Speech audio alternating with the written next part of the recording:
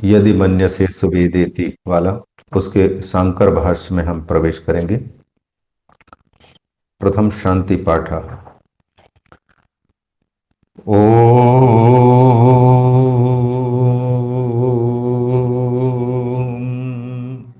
आप्यायन्तु ममाङ्गानि वाक्प्राणश्चक्षुः श्रोत्रमथो बलमिन्द्रियाणि च सर्वाणि सर्वं ब्रह्मोपनिषदं माहं ब्रह्म निराकुर्याम् मा ब्रह्म निराकरोद निराकरणमस्त्वनिराकरणं मेस्तु तदात्मनि निरतेय उपनिषत्सु धर्मास्ते मयि सन्तु।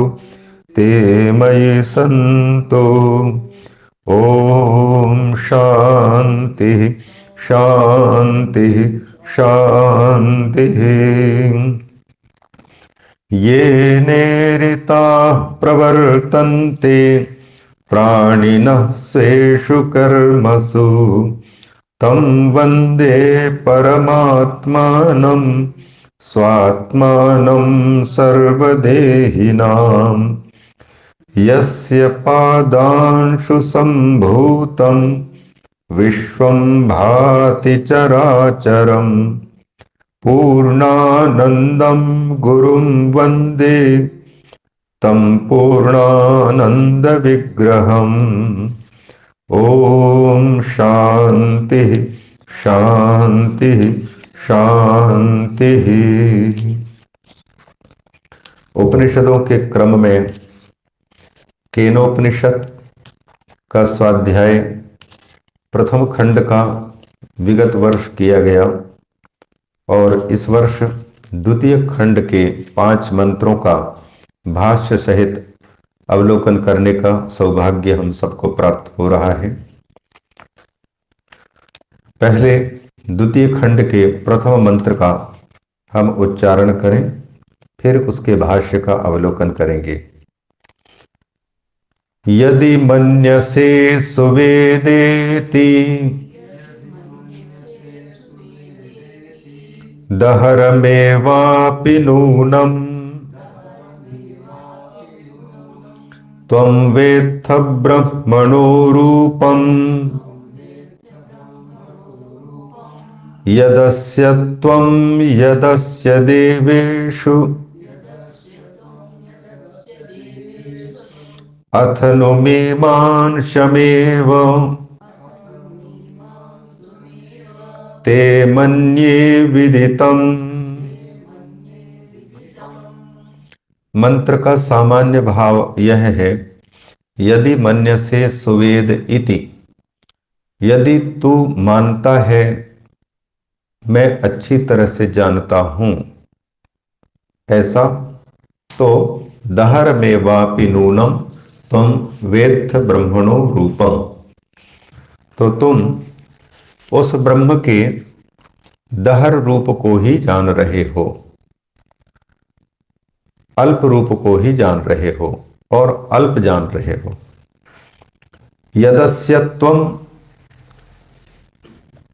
तुम जो जान रहे हो वह, मतलब ब्रह्म के जिस रूप को तुम जान रहे हो वह, अस्य यद रूपम त्वम वेत्थ इति पहले से यहाँ अनुवर्तन होगा।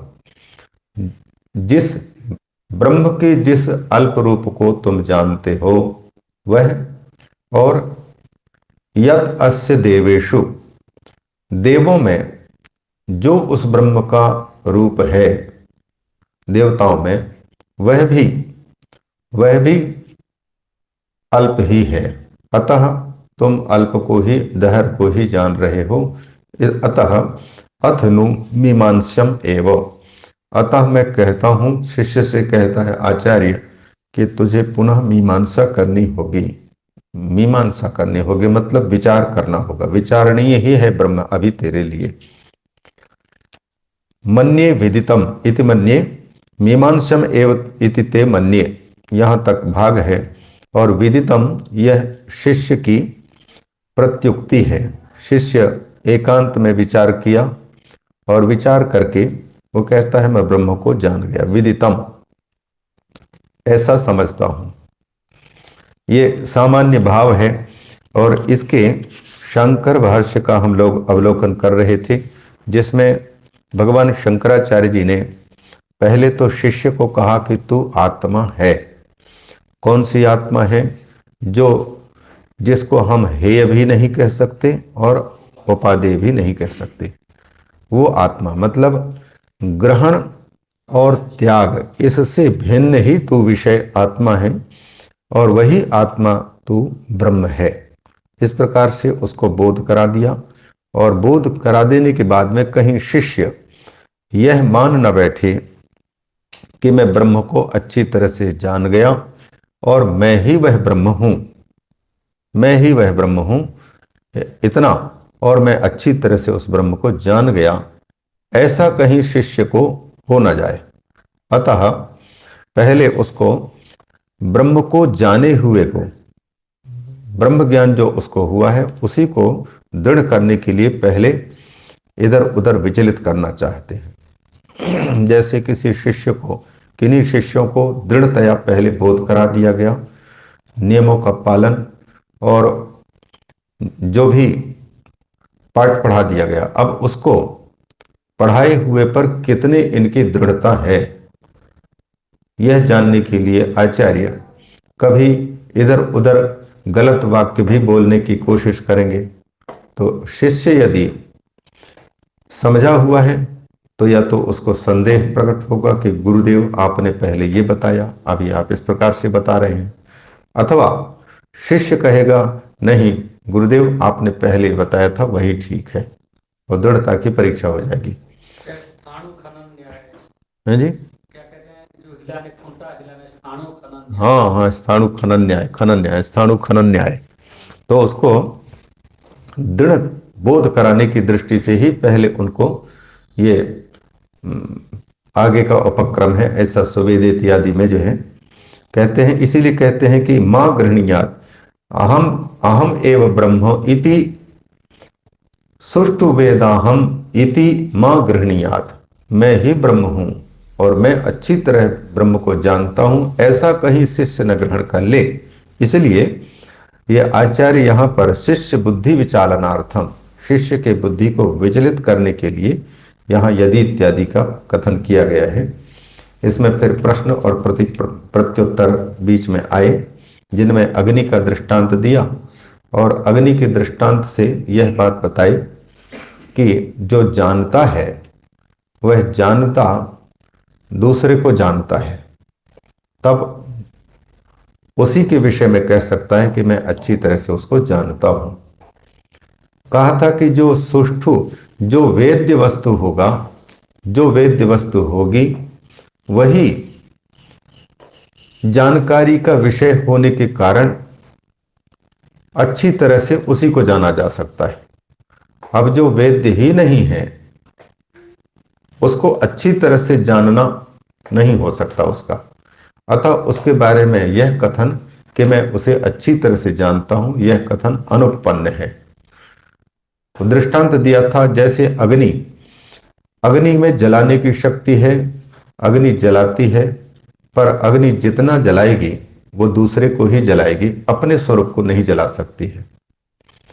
तो इसका मतलब है कि जो हमारे पास में जानने का जो साधन है उसका स्वरूप मूल अधिष्ठान भूत जो ब्रह्म है, वो उसको हमारे साधन उसको बोध नहीं करा सकते हैं।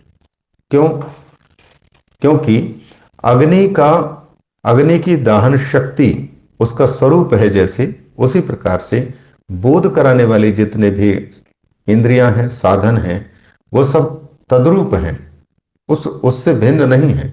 अतः वो अपने आप को बोध, अपने स्वरूप का बोध नहीं करा सकती। इंद्रियां जब भी बोध कराएंगी वो भिन्न को, स्वरूप से भिन्न को बोध कराएंगे। वो प्राकृत चीजों के, उनको मतलब वेदांत में तो इनकी सत्ता ही नहीं है, तो उनके बस ये अग्नि में जैसे कि स्फुलिंग निकलता है, चिंगारियां निकलती हैं, तो वह अग्नि की ही चिंगारियां, वो चिंगारियां अग्नि को नहीं जला सकेंगी। वो अग्नि भले बुझ जाएंगी, वो जो चिंगारियां हैं बुझ जाएंगी, लेकिन उसके स्वरूप को, अग्नि के स्वरूप को वो जला नहीं सकती। उसी प्रकार से चिंगारियों की भांति जो ये इनकी प्रतीतियां हैं, जानकारी रखने वाले ज्ञान के जो साधन हैं, नाक कान हाथ मुंह आदि जो भी है, ये स्फुलिंग की भांति हैं।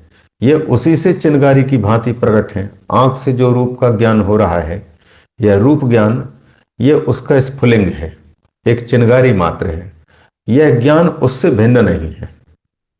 स्वरूप ज्ञान, स्वरूपात्मक जो बोध है, जिसको अद्वैत ज्ञान बोलते हैं, ब्रह्म बोलते हैं, परमात्मा या भगवान कहते हैं, उससे भिन्न नहीं, अलग सत्ता नहीं इसकी। अतः यह जो बोध करा रही है, वह बोध अपने से भिन्न का, दूसरे का बोध करा तो सकती है, पर स्वरूप बोध का बोध नहीं करा सकती। और वो भी दूसरे का बोध कराने की बात जो कह रहे हैं, तो वो दूसरे के रूप में प्रतीयमान भी वो नकली ही होगी।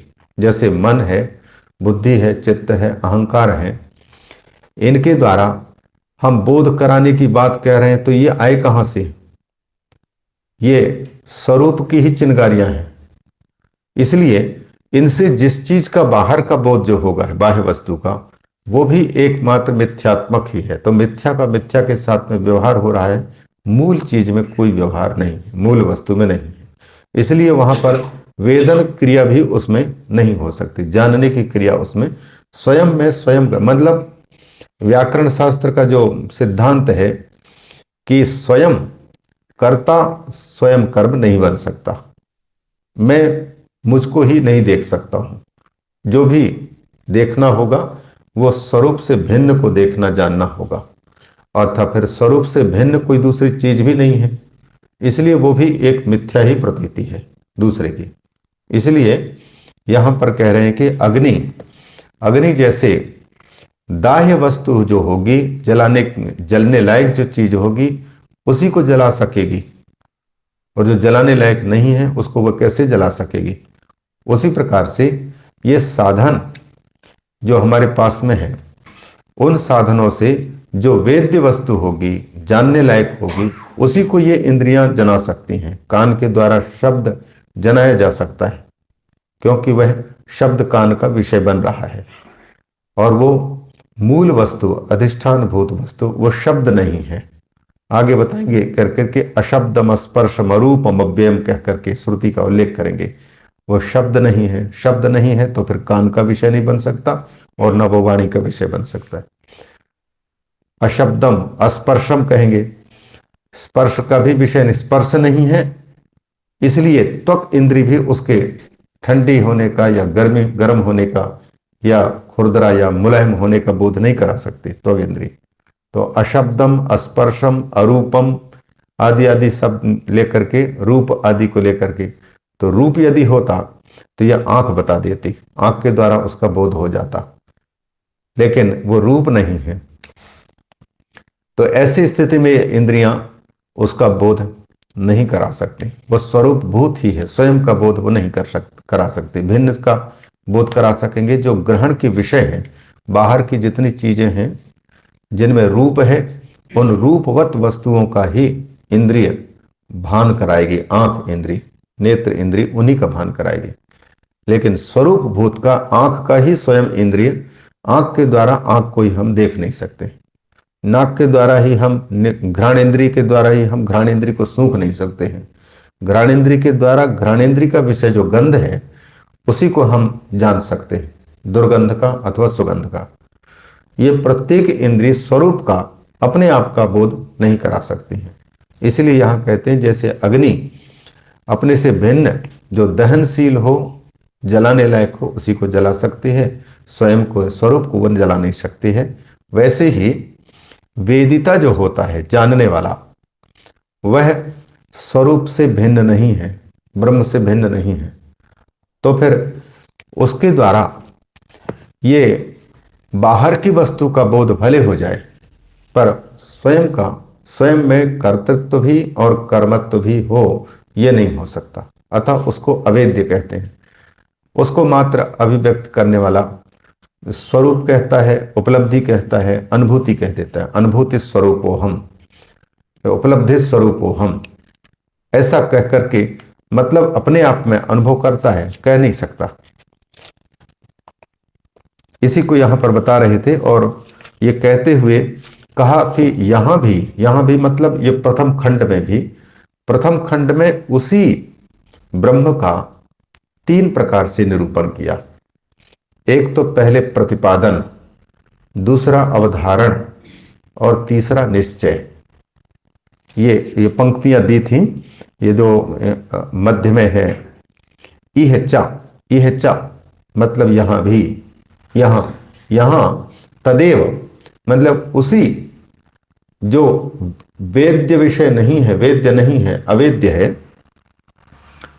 ये देखिए उसमें कोने पर उसका शीट टाइटल दिया हुआ है, बाएं साइड में ऊपर में है, ब्रह्मणो अवेद्यत्व हेतु। ब्रह्म के अवेद्य होने में हेतु प्रदर्शन किया गया है इस प्रसंग में, यहाँ के ये जो है प्रकरण में। माने ब्रह्म वेद का मतलब ज्ञान का विषय नहीं है, इस बात का यहाँ पर प्रतिपादन करते हुए उसके हेतु दिखाया गया कि क्यों वो वेद्य नहीं है, वेद्य क्यों नहीं है, मतलब बोध का विषय वो क्यों नहीं बन पा रहा है। उसको हम क्यों नहीं कह सकते कि मैं अच्छी तरह से उसको जानता हूं, ऐसा क्यों नहीं कह सकते। तब ये बताए हैं कि भाई जो जानकारी में आ सकते हो उसी को आप कह सकते हैं कि मैं अच्छी तरह इसको जानता हूं। जो जानकारी में नहीं आने वाला स्वरूप भूत है उसके बारे में आप कैसे कह सकते हैं कि मैं उसको अच्छी तरह से जानता हूं। यही तो यहाँ ये कह करके ये कह दिया था कि सारे जितना भी वेदिता है सर्वस्व ही वेदित हो, जितने जानकारी रखने वाले लोग हैं, जानकारी वाले हैं, वो उनके स्वात्मा है ब्रह्म, अपना आपा है, ब्रह्म अपना आपा है, स्वरूप ही है। तो इसलिए यह वेदांतों का, सारे वेदांतों का निर्णय है, निश्चय, निश्चित अर्थ है कि जो जान रहा है, जानकारी रखने वाले का स्वरूप ही वो स्वयं है, स्वयं है, उससे भिन्न कोई दूसरा नहीं। ये वेदांतों का निचोड़ है। इसलिए वो वाक्य जो आता है कि ब्रह्मवित् ब्रह्म एव भवति, ब्रह्म को जानने वाला वो उससे भिन्न नहीं है बल्कि वो ब्रह्म रूप ही है। ब्रह्मवित् एव भवति, ब्रह्मवित् ही होता है ब्रह्म को जानने वाला। और इसलिए ये पर को जो जान करके कहता है कि मैं जानता हूं तो वह तो कथन ठीक है, लेकिन स्वयं की अनुभूति स्वरूप भूत की उसको वह नहीं कह सकता कि मैं जानता हूं, क्योंकि जानता हूं कहेंगे तो दूसरी वस्तु चाहिए और उससे भिन्न कोई दूसरी वस्तु नहीं है। तो यही वेदांतों का निचोड़ है कहते हैं। और उसी को यहां पर प्रथम खंड में इह च तदेव प्रतिपादितम, उसी का यहां प्रतिपादन किया गया, मैंने प्रथम खंड में प्रतिपादन किया है। किससे, कैसे प्रतिपादन किया है? बोले प्रश्नोत्तरी के द्वारा। पहले प्रश्न उठाया है कि वो केनेशितम पतति प्रेषितम मना प्रथम मंत्र में, और इसके बाद फिर द्वितीय मंत्र तृतीय मंत्र में उसी का स्पष्टीकरण किया है, उत्तर दिया, प्रतिपादन किया है कि प्रश्न प्रतिवचनोक्त्या, प्रश्न प्रतिवचन कौन सा है? श्रोत्र से श्रोत्तम इत्याद्यया, ये जो है उत्तर है, श्रोत्र का भी श्रोत्र है कह करके। तो ये तो हुआ प्रतिपादन एक। दूसरा उसका अवधारण, मतलब शिष्य की बुद्धि में स्थापन। प्रतिपादन करना भी बोध कराना, स्थापन करना ही है, लेकिन उसकी पहली अवस्था है। और अवधारण में वो उसको दृढ़तया बिठाना होता है। अवधारण, अवधारितम, प्रश्न करते हैं अवधारितम, तो बोले हाँ मैं समझ लिया इस स्थिति में। और पहले जो सामान्य बोध करा रहा है उसको प्रतिपादन बोलेंगे, और अवधारण उसको ठीक ढंग से उसकी बुद्धि में बिठा देना। उसका पूछेगा तो समझ में आया, बोलेगा हाँ समझ में आ गया, तो वो अवधारण कहलाया। तो कहते हैं ये इस श्रोत्र से श्रोत्रम, ये पहले तो केनेशितम द्वारा प्रश्न किया, और प्रश्न के प्रतिवचन, प्रतिवचन उक्ति, एक प्रश्न उक्ति और दूसरा प्रति प्रश्न उक्ति, नहीं प्रतिवचन उक्ति माने उत्तर, प्रतिवचन माने उत्तर, प्रश्न माने पहला जो प्रश्न किया है वो उसकी उक्ति, माने प्रश्न उक्ति के द्वारा और उत्तर उक्ति के द्वारा। उत्तर उक्ति कौन है? बोले श्रोत्र से श्रोत्रम, मनसो मनोयत, यहां से ये प्रतिवचन है, उसके द्वारा उसी का अवधारण कराया गया, प्रतिपादन किया गया है। और अवधारण किससे?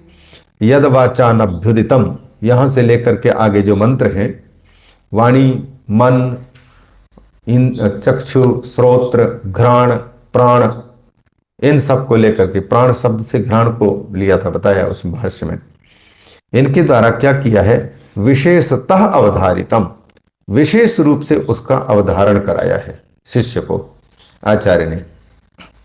और तीसरी बात यह बताई कि आगे बताएंगे ब्रह्मविद संप्रदाय, ब्रह्म को जानने वालों का जो संप्रदाय है, परंपरा है, उस परंपरा का निश्चय बताएंगे। ब्रह्मवेत्ताओं की जो परंपरा है, उस परंपरा का अंतिम निचोड़ बताएंगे। अंतिम निचोड़ क्या बताएंगे? बोले अन्य देव तद विदिताद अथो अविदिताद अधि इति, वह विदित से अन्यत एवं, विदित से वो अन्य है, वेदन जिससे हो रहा है, जिस पर हो रहा है, जैसे ये जगत की वस्तुएं हैं, जिन चीजों को हम देख रहे हैं, ये विदित के अंतर्गत आ रहे हैं, और इनसे वो भिन्न है। मन, बुद्धि, चित्त, अहंकार ये साधन है, और इनके द्वारा, इंद्रियों के द्वारा जिन जिन का बोध हो रहा है, वो उनसे वो भिन्न है, क्योंकि ये सीमित चीजें हैं, साधन, इनके द्वारा सीमित का बोध हो रहा है, तो वो तो असीम है, इसलिए वो उससे अन्य ही है। तत् विदितात अन्यत, अच्छा तो फिर अविदित के रूप में होगा? तो बोले नहीं, अविदित तो और भी हैं, छोटे प्राकृत, अव्याकृत वगैरह, उनसे भी वो अधिक है, मतलब ऊपर है, ऊपर ही, अधि माने अधिक है। तो ये बताएंगे कि मतलब इस प्रकार ये विदित से अन्य और अविदित से ऊपर, इस प्रकार से ये निश्चय सुनाएंगे उक्तः। और फिर ये चौथी बात इसमें कह गए थे कि उपसंहार में भी इस प्रकरण का जो ये प्रारंभ किया गया है, उस प्रकरण का उपसंहार करेंगे। उपसंहार में भी उसी को और मजबूत करेंगे कि उपन्यस्तम उपसंहरिष्यति च, उपन्यस्त माने जिसको हमने लिया है विषय के रूप में प्रकरण, उस प्रकरण का उपसंहार करेंगे आगे। उपसंहरिष्यति क्या कह करके उपसंहार करेंगे? बोले अविज्ञातम विजानताम, जानने वालों का वह अविज्ञात है।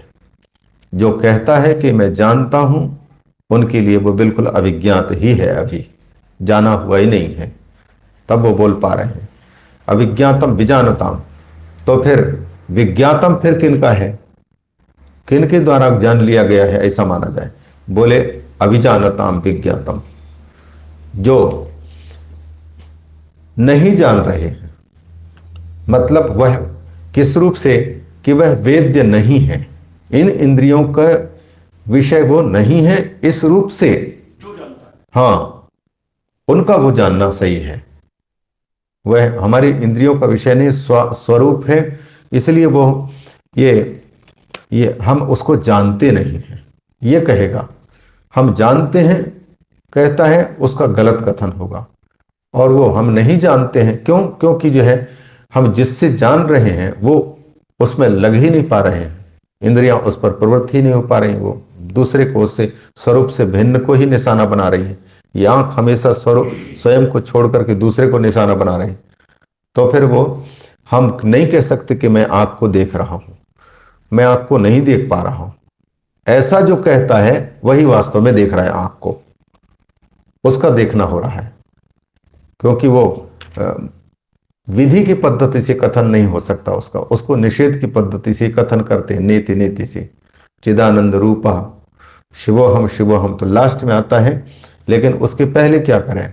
मनोबुद्धि अहंकार चित्तानि नाहम, मनः न अहम, चित्तम न अहम, बुद्धि न अहम, अहंकार न अहम, पंचकोश न, ये सब में निषेध करता जा रहा है, निषेध करता जा रहा है।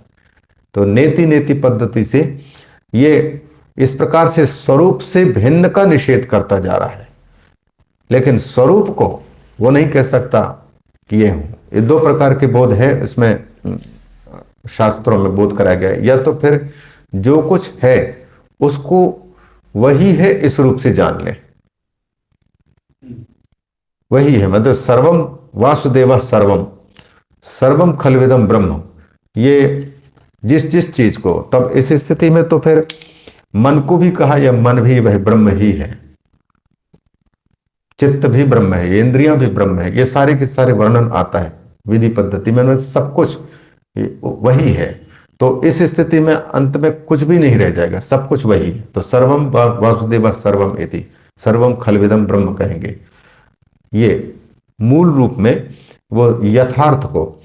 लेकिन इंद्रियों के द्वारा जिसकी जानकारी हो रही है, उस चीज को निषेध करने की एक पद्धति है कि आप जिसको जान रहे हो वो सब के सब जो है, एक तो जानने का साधन और जानने की वस्तु, ये सब के सब प्रकृति भाग में है, जड़ भाग में है।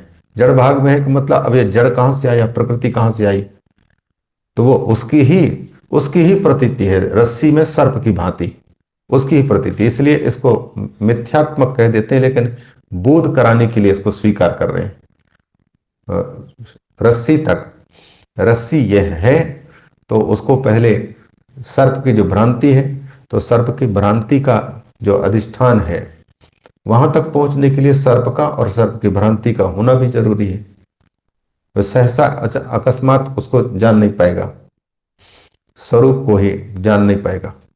तो इसलिए ये जो जितना चित्र खींचा गया है सर्प, यह सर्प जिसमें कल्पित है उस रस्सी का बोध कराने के लिए है। मतलब ये जगत, ये सारा संसार सर्प जो है भास रहा है, और ये जिसमें भास रहा है उस रस्सी का बोध कराना है, उस रस्सी का बोध कराना। अगर ये हाँ सर्प स्थानीय है, अगर ये सर्प ना हो, चित्र ना हो, तो हमारे पास में वहां तक अनुमान लगाने के लिए भी कोई रास्ता नहीं है। ये इसी से जो तो गीता के 13वें अध्याय में भी यही बताया कि ये जो इंद्रियां हैं, ये सब साधन हैं, ये काम कर रहे हैं, तो इनके काम करना, आंख का देखना, कान का सुनना, नाक का सूंघना, ये सब के सब ये उसी की ओर इशारा कर रहे हैं। ये काम कर रहे हैं, इनसे सारी क्रियाएं हो रही, जानकारी हो रही है। इसका मतलब है इनके मूल में कोई है, उसकी ओर इशारा किया गया है, इशारा किया गया है। तो इसलिए ये सारी की सारी जानकारियां एक चिंगारी की भांति हैं, ये सारे के सारे एक जायमान ज्ञान है, और एक जो है कभी न जन्म लेने वाला, न कभी मरने वाला। और जहां वो जो कौन सा है, रामचरितमानस में सूर्य के बारे में उन्हें भगवान राम के विषय में आया, जहां पर ना अंध है, अंधकार है, न प्रकाश है, वो एक रस रूप करके, तहां ना निशा लवलेशा इस करके, राम सच्चिदानंद दिनेशा, हाँ तहां न मोह निशा लवलेशा।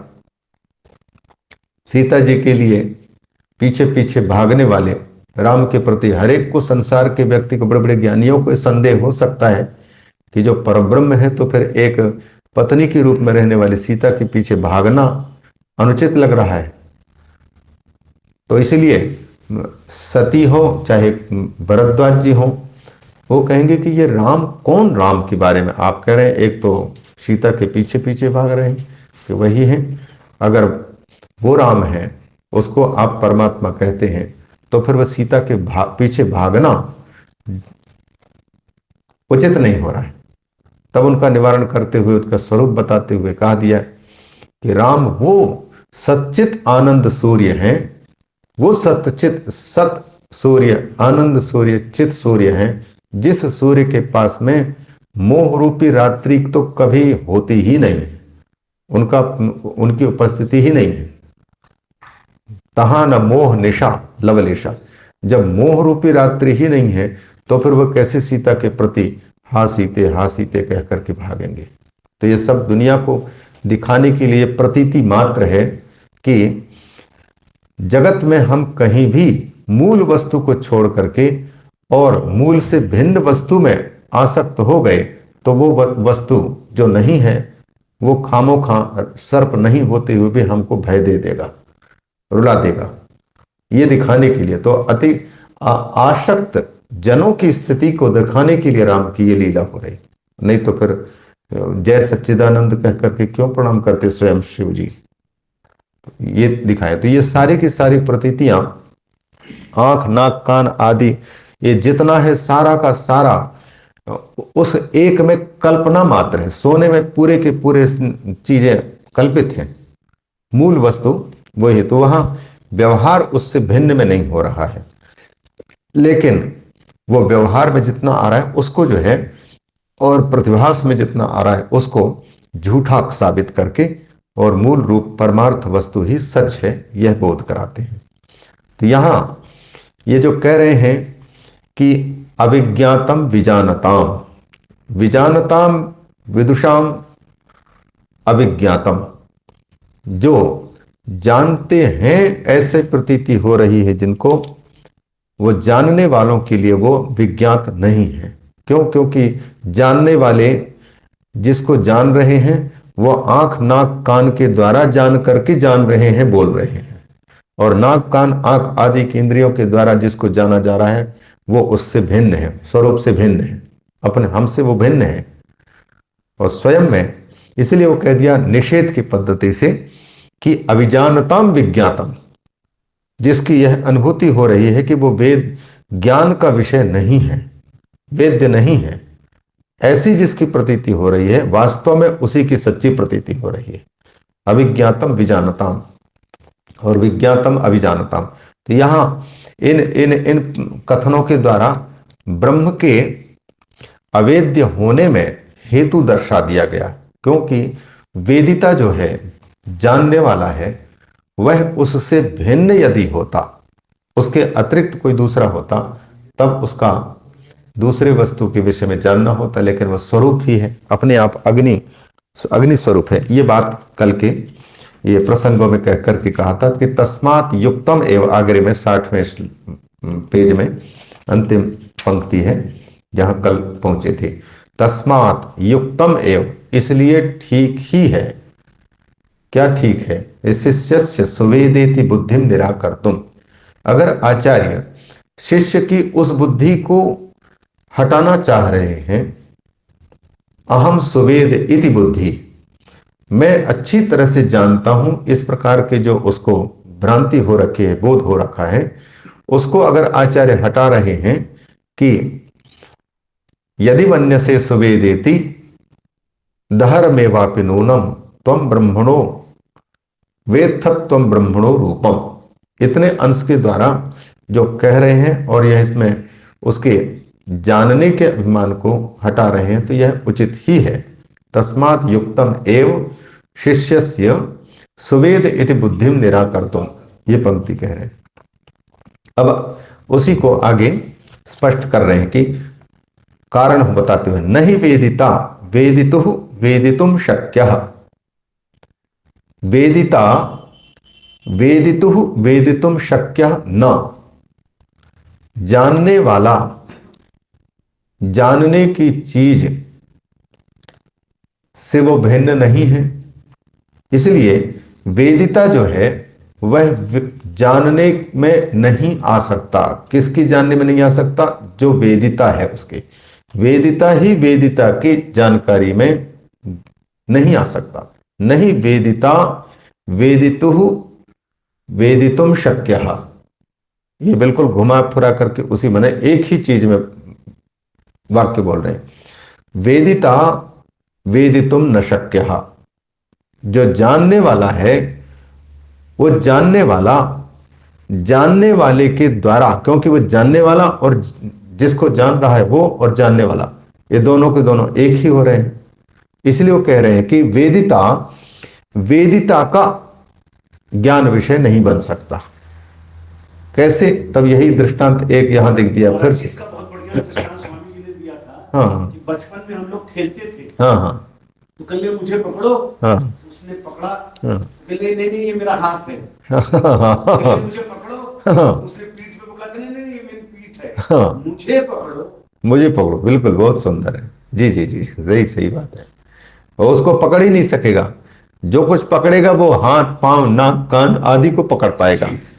मुझे देखो कहेंगे तो वो देखने वाले जो देखेगा तो वो निषेध पद्धति से हाँ, यही सिद्ध होता है। उस सबको जो है एक एक को जो है मुझे पकड़ो, वो हाथ को पकड़ा, बोले तो तुमने तो मेरे को पकड़ा ही नहीं है। तुमने हाथ पकड़ा। हाँ, मुझे पकड़ो तो पाँव को पकड़े, चाहे हाथ को पकड़े, चाहे सिर को पकड़े, इन सबको तो पकड़ सकता है जो पकड़ने में आने लायक है, लेकिन जिसके कारण आप पकड़ पा रहे हैं उसको कैसे पकड़ पाएंगे, कैसे पकड़ पाएंगे? सही बात।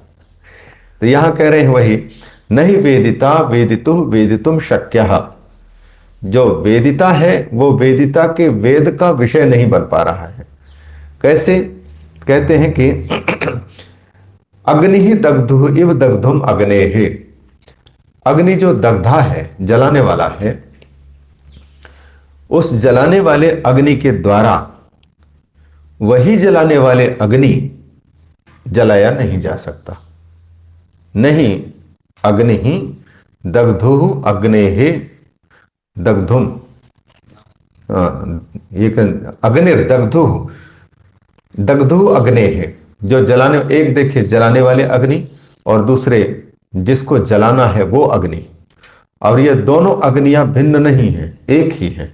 तो ऐसी स्थिति में अगर वो भिन्न चीज होती, जलाने लायक चीज, उसको तो अग्नि जला सकती है, लेकिन जलाने वाली अग्नि स्वयं अपने स्वरूप को कैसे जलाए? अपनी सत्ता को कोई खो नहीं सकता। हम में से कोई ऐसा नहीं है जो अपने आप को हम मार सके।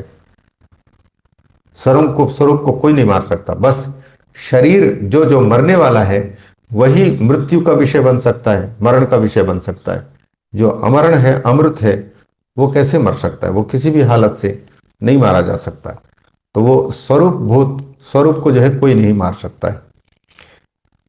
दग्धु इव अग्निर दग्धुरिव दग्धुम अग्ने है, उसी को कहते हैं न च अन्यः वेदिता ब्रह्मण अस्ति। ब्रह्म से भिन्न, ब्रह्म को जानने वाला कोई दूसरा है नहीं। नहीं वेदिता, नहीं अन्यः वेदिता ब्रह्मण। जो ब्रह्म है, ब्रह्म का वेदिता, ब्रह्मणो वेदिता, ब्रह्म को जानने वाला।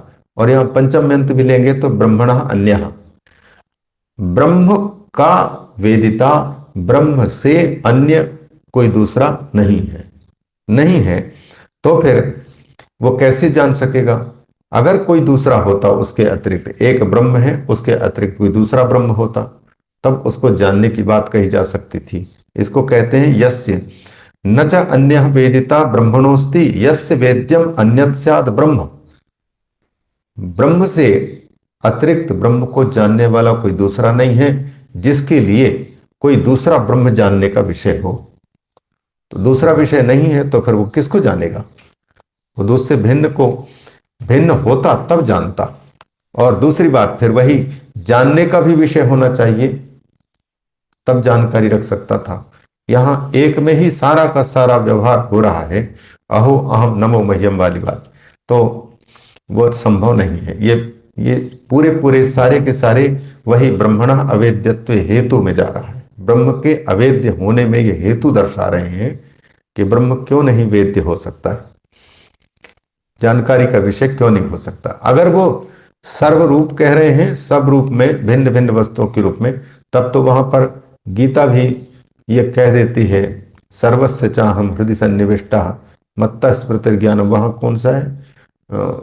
सर्वैश्च वेदैश्च सर्वैः अहम एव वेद्य। सर्वैः वेदैः अहम एव वेद्य जहां बोल रहे हैं समस्त वेदों के द्वारा मैं ही जानकारी में आने वाला हूं, तो वहां जो जितना वेद वर्णन कर रहा है जिसको, जैसे हम आंख नाक कान आदि वाणी आदि के द्वारा वर्णन कर रहे हैं, उस रूप में वो कह रहे हैं कि इनके द्वारा ही मैं ही जानकारी में आ रहा हूं, इन समस्त वेदों का विषय भी मैं ही हूं। तो वो बाह्य जितने हमारे नाक कान आंख आदि हैं उनके विषय को प्रतिपादन करते हुए कह रहे हैं। मतलब क्या है? मूल जानकारी के विषय वो नहीं बन सकता, और जो जानकारी के विषय में बन रहे हैं फिर वो कौन है? तब उसका उत्तर वो कह रहे हैं कि सर्वैश्च वेदैः अहम एव वेद्या। आखिर में हम रस्सी को देख रहे हैं, रस्सी में सर्प के अतिरिक्त कोई दूसरा नहीं हुए, तो फिर रस्सी को देखना ही सच्चा देखना है, सर्प को देखना उचित नहीं है। लेकिन सर्प दिखाई दे रहा है, तो यह सर्प का दिखना फिर क्या है? तब बोले कि वह रस्सी ही सर्प के रूप में दिखाई दे रहा है, रस्सी ही सर्प के रूप में दिखाई दे रही। उसी को वहां कहते हैं कि वेदै ही अहम एव वेद्यः। अगर तुम कहते हो कि मैं जानता हूं, तो जानकारी के विषय में वेदों के द्वारा जो बोध्य हो रहा है वह भी मेरा ही रूप है। बस इतना है कि वो तटस्थ है, वो स्वरूप लक्षण के अंतर्गत नहीं, वो तटस्थ लक्षण के अंतर्गत आएगा, जिसको वो जानने की बात कर रहे हैं। उसके लखाना होगा और उसका सीधे सीधे ये कथन करना उचित नहीं। तो ये कहते हैं कि न च अन्यः वेदिता ब्रह्मणः अस्ति यस्य वेद्यम अन्यत् स्यात् ब्रह्म, यस्य वेद्यम अन्यत् ब्रह्म स्यात्। ब्रह्म को जानने वाला ब्रह्म से भिन्न कोई दूसरा नहीं है, जिसकी जानकारी का विषय कोई दूसरा ब्रह्म हो। दूसरा ब्रह्म नहीं है तो फिर वो कैसे बोध का विषय बनता है? और इसी बात को श्रुति ने भी, ये तो हुआ युक्ति से कथन, अब श्रुति से उसी को प्रतिपादित कर रहे हैं, क्योंकि तीन चीजें उसमें चाहिए। हमारी युक्ति ठीक है, हम हमारी बौद्धिक तार्किक शक्ति जबरदस्त है, तो हम उसको इस प्रकार से तर्क लगा करके, युक्ति लगा करके, बुद्धि दौड़ा करके और किसी समझदार के बुद्धि को तीक्ष्ण करके उसको हम बिठा दिए, मस्तिष्क में बिठा दिए। तो बुद्धि के बल पर किसी बात को बिठा देना एक अलग बात है, लेकिन क्या ऐसा किसी को पहले अनुभव भी हुआ है? अनुभूति भी चाहिए। और दूसरा, उसमें पूर्व लोगों का जो वेद सर्वद्रष्टा है, सर्वविद है, उसका भी मोहर चाहिए। अगर वेद से भिन्न जा रहा है, श्रुति से भिन्न जा रहा है, तो आपकी अनुभूति गलत भी हो सकती है और आपकी युक्ति भी गलत हो सकती है। बुद्धि के बल पर, तर्क के बल पर ही सब कुछ सत्य सिद्ध नहीं किया जा सकता, इनमें तीनों चाहिए। हम जो कुछ कहें, विशेषतः भगवान शंकराचार्य जी का, वो जो कुछ कहते हैं वो पहले श्रुति को देखते हैं कि हम जो समझ रहे हैं इसमें श्रुति साथ दे रही है कि नहीं दे रही है। फिर दूसरे यो युक्ति को फिर मजबूत करते हैं, फिर अनुभूति को साथ में लेते हैं कि अनुभव में आता है, तो ये तीन तीन चीजें जो लेते हैं। इसलिए यहां जो युक्ति के द्वारा ये कह दिया कि जब दृष्टांत सहित अग्नि का दृष्टांत दे करके, और फिर कह दिया कि ब्रह्म को जानने वाला ब्रह्म से भिन्न कोई दूसरा नहीं है, जिसके लिए कोई दूसरा ब्रह्म जानने की वस्तु हो। तो इसी को श्रुति द्वारा मुहर लगा करके कह रहे हैं आचार्य, स्पष्ट कर रहे हैं कि बृहदारण्यक उपनिषद की ये तृतीय ब्राह्मण में ये आया, अष्टम अनुवाक का शायद 11वां मंत्र, नान्यत अतोस्ति विज्ञात्री, ऐसा कह दिया। अतः अन्यत विज्ञात्री नास्ति, इससे भिन्न कोई विज्ञाता नहीं है। मूल चीज से, जो ब्रह्म वस्तु है, उससे और कोई दूसरा विज्ञाता नहीं है। ये नाक, कान, आंख आदि के अतिरिक्त कोई दूसरे इनके रूप में जो प्रतीयमान है वो कौन है? वो मूल स्वरूप ही है, विज्ञाता ही है। तो विज्ञाता है, इसलिए जानकारी वही ले रहा है, उससे भिन्न कोई जानकारी लेने वाला है नहीं। नान्यत अतोस्ति विज्ञात्री, तो इसके द्वारा वो स्वरूप को ही लखाया, उससे भिन्न कोई दूसरे को नहीं दिखा रहा है। वहां जानने वाला वो स्वयं वेद्य वस्तु, अनुभूति का विषय तो हो सकता है, लेकिन उससे भिन्न जो देखना है वो अलग चीज है। पर स्वरूप में अन्यत विज्ञात्री नास्ति, अन्यत विज्ञात्री माने अन्य विज्ञाता, अन्य जानने वाला नहीं है। किससे? अतः, अतः माने इससे, पहले वहां जिसका प्रकरण चला है, माने अतः माने इस ब्रह्म से, इस मूल वस्तु से, आत्म वस्तु से, उससे भिन्न कोई दूसरा विज्ञाता नहीं है। तो उसमें भी ये एक ही चीज का निरूपण किया है। इति अन्यः विज्ञाता प्रतिषिध्यते, इस मंत्र के द्वारा दूसरे विज्ञाता का प्रतिषेध किया जा रहा है, निषेध किया जा रहा है कि दूसरा है नहीं, ऐसा कहा जा रहा है। तो वो जानकारी, ज्ञाता वो स्वयं स्वरूप है, आत्मा वो स्वरूप भूत है, उससे जो है भिन्न को हम नहीं कर रहे हैं। जिसकी जानकारी हो रही है और जिससे जानकारी हो रही है वो प्रतीयमान सर्प की भांति हैं। वो वस्तुतः वो रस्सी से भिन्न नहीं है, रस्सी से भिन्न सर्प नहीं है, और ना वो रस्सी को देखने वाला भी उससे भिन्न नहीं। तो वो स्वरूप भूत ही, माने हमारा स्वरूप ही रस्सी के रूप में और हमारा स्वरूप ही वो सर्प के रूप में भास रहा है। प्रतिसिद्ध्यते इत्यन्यः विज्ञाता प्रतिसिद्ध्यते तस्मात्, इसलिए सुष्ठु एव, इसलिए यह ठीक ही है कहा। क्यों नहीं, तस्मात् सुष्ठु वेद अहम ब्रह्म, मैं ब्रह्म को सुष्ठु वेद अच्छी तरह से जानता हूं। इति प्रतिपत्तिर मिथ्या एव, मैं ब्रह्म को अच्छी तरह से जानता हूं, ऐसी जो प्रतिपत्ति है, जिसका बोध है, वो झूठी प्रतिपत्ति है, झूठा बोध है उसका, ऐसा ये कह दिया। तस्मात् सुष्ठु वेद अहम ब्रह्म इति प्रतिपत्ति ही, इस प्रकार की जो प्रतिपत्ति कि मैं अच्छी तरह से ब्रह्म को जानता हूं, मिथ्या एवं, ये झूठा ही है। अतः अगर यहां मंत्र कह रहा है, आचार्य मंत्र के माध्यम से कह रहा है कि यदि मन्य से सुवेदेति दहर में वापि नूनम त्वं ब्रह्मणो वेत्थ त्वं ब्रह्मणो रूपम यदस्य त्वं यदस्य देवेश्वत में नु अत नु मीमांसमेव ते मन्ये विदितम, ऐसा कहना उचित ही है। यह बता रहे हैं आखिरी में, तस्मात् युक्तम एव आह आचार्य यदि इत्यादि। अतः आचार्य यदि शिष्य को कह रहा है, विचालनार्थ, विचलन इसलिए क्योंकि विचलित करके फिर उसमें तक स्थिर करना है। तस्मात् युक्तम एव, इसलिए यह ठीक ही है, उचित ही है जो आचार्य कह रहे हैं, यदि मन्य से सुवेद इति, ऐसा जो कह रहे हैं वो ठीक ही है। ये जो है भूमिका बनाई, अब वो मंत्र को विवृत कर रहे हैं, विवरण दे रहे हैं आचार्य पदभाष्य में। कहते हैं यदि, तो बोले यदि क्यों लगा दिया? बोले यदि इसलिए कह रहे हैं क्योंकि कभी कभी ऐसा भी हो सकता है, एक ही कक्षा में बहुत से विद्यार्थी पढ़ रहे हैं, आचार्य ने पहली बार कोई विषय को उपस्थापन किया, समझाया, तो बहुत से विद्यार्थियों में से कोई ऐसा इंटेलिजेंट विद्यार्थी भी होता है कि पहली बार में ही समझ जाता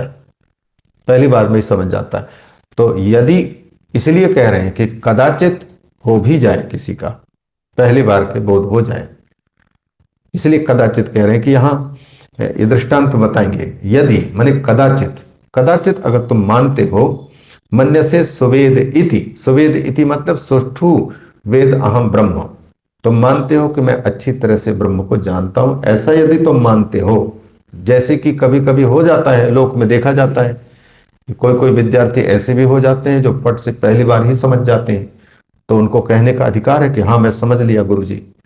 तो उसी तरह से अगर तुम सब कहते हो कि मैं समझ गया, हाँ, तो अगर इस प्रकार से कह रहे हो तो तुम अभी ढंग से समझे नहीं हो। तो द ब्रह्म एवं दहरम एवं तुम वेद थे, ऐसा कहना चाहते हैं, ये विचलित कर रहे हैं। यदि कदाचित मन्य से सुवेद इति का मतलब दिया है सुष्ठु वेद अहम ब्रह्म इति, मैं अच्छी तरह से ब्रह्म को जानता हूं, ऐसा मानते हो। जैसे ये ले दिया, उदाहरण दिया, कदाचित किसी समय पर ऐसा भी होता है, यथाश्रुतम दुर्विज्ञेयम अपि क्षीण दोषा सुमेधा कश्चित प्रतिपद्यते कश्चित न इति साशंकम आह यदि इत्यादि। यदि इसलिए कह रहे हैं क्योंकि कभी कभी यथाश्रुत जो दुर्विज्ञेय है, जैसा सुना, लेकिन सुना हुआ बहुत मुश्किल से जानकारी में आने वाला है, दुर्विज्ञेयम यथाश्रुतम दुर्विज्ञेयम, जिसको बड़ी कठिनाई से लोग समझते हैं, उसको कोई पहली बार में सुन करके मान लिया कि मैं समझ गया। आगे विरोचन का उदाहरण देंगे कि वो पहली बार में है, उसने समझ लिया, हाँ मैं समझ लिया, आंख में दिखाई देने वाले पुरुष मैं समझ लिया, तो वो उसके आगे की यात्रा ही बंद हो गई, वो सीधे चला गया। जबकि इंद्र वहां रह गया और कितना 96 वर्ष का कितना ब्रह्मचारी बन करके पालन करता रहा। दूसरी बार आचार्य ने समझाया, तीसरी बार समझाया, चौथी बार में जाकर के पहली बार कहे हुए बात को वो समझ पाया, तो उसका मजबूती के साथ में समझना हुआ। फिर ये उदाहरण देंगे कि इसलिए यहां कहते हैं कि कदाचित यथा श्रुतम दुर्विज्ञेयम अपि, जो विषय बहुत ही कठिन है उस कठिन विषय को जैसा किसी ने सुन लिया। कौन सुना? ये जो है क्षीण दोषा, जिसकी चित्त में किसी प्रकार के कोई मैल नहीं होने के कारण संसार के प्रति जिसकी बुद्धि भटकी नहीं है, तो ऐसा एकाग्र बुद्धि वाला जिसमें कोई दूसरी बात नहीं भरी है, वो तो मूल वस्तु को फट से पहली बार में ही ग्रहण कर लेता है। एकाग्रता। विद्यार्थी इसलिए नहीं समझ पाते हैं किसी विषय को जल्दी, क्योंकि उनके माथे में पहले से ही कितने चीजें भरी जा चुकी हैं। अब वो उस जगह में नए जो टीचर जो पढ़ा रहे हैं उसके लिए जगह वहां दिखाई नहीं दे रहा, जबरदस्त घुसना पड़ेगा ट्रेन में या बस में, जैसे अड़ करके जबरदस्त बीच में घुसते हैं, वो कितना कठिन होता है। तो लेकिन जब खाली जगह है, बस में हो चाहे ट्रेन में हो, तो वहां पर जो है ये धक्का मुक्की करने की जरूरत नहीं पड़ती, आसानी से बैठ जाता है आदमी। वैसे ही जो है क्षीण दोष है, कोई खाली स्थान है, कुछ नहीं है बुराई उसके चित्त में, तो ऐसा व्यक्ति चाहे बालक हो चाहे फिर वृद्ध हो, कोई भी हो, पहली बार अगर सुनता है तो वो जल्दी समझ लेता है। कोई कोई क्षीण दोषा सुमेधा, अच्छा उस मेधावी भी है, अच्छी मेधा है, धारण शक्ति अच्छी है, धीर धारणावती मेधा, और उस बुद्धि को मेधा बोलते हैं जिस बुद्धि में पहली बार सुनते ही बुद्धि उसको कैप्चर कर ले, उसका नाम मेधा है। इसीलिए इस प्रकार की बुद्धि वाले को मेधावी बोलते हैं। मेधावी एक प्रतिभावान होता है, एक मेधावी होता है, एक बुद्धिमान होता है। तो कोई मेधावी है, सुमेधा है, सुंदर मेधा वाला है, जिसके दोष नहीं है, क्षीण दोष है, ऐसा व्यक्ति कश्चित प्रतिपद्यते दुर्विज्ञेम अपि यथाश्रुतम प्रतिपद्यते, वह जल्दी ही समझ लेता है। और कुछ लोग ऐसे हैं, कुछ विद्यार्थी ऐसे हैं, कश्चित न, कोई जल्दी समझ नहीं पाता है। इसलिए यहां साशंकम आशंका पूर्वक आचार्य उनसे पूछ रहे मंत्र के द्वारा कि यदि मन्य से सुवेदेति, मैं अच्छी तरह से मानता हूं, ऐसा अगर मानते हो तो, दृष्टम चा, ये लोक में देखा भी गया है। क्या देखा गया है? निलोक में नहीं, उसमें श्रुति में ही देखा गया है। क्या देखा गया है? वही विरोचन वाली बात, यह एषो क्षिणी पुरुषो दृश्यत एष आत्मा इति होवाच एतत् अमृतम अभयम एतद ब्रह्मो इति। प्रजापति ने ये